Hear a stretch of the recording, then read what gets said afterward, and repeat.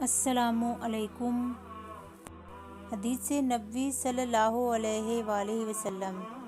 انس بن مالک رضی اللہ تعالیٰ عنہ نے نبی کریم صلی اللہ علیہ وآلہ وسلم سے سوال کیا کہ آپ قیامت کے دن میری سفارش کریں گے؟ آپ صلی اللہ علیہ وآلہ وسلم نے فرمایا، ضرور کروں گا۔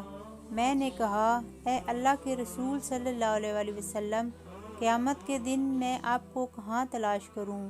آپ صلی اللہ علیہ وآلہ وسلم نے فرمایا، سب سے پہلے تم مجھے پل صراط پر تلاش کرنا۔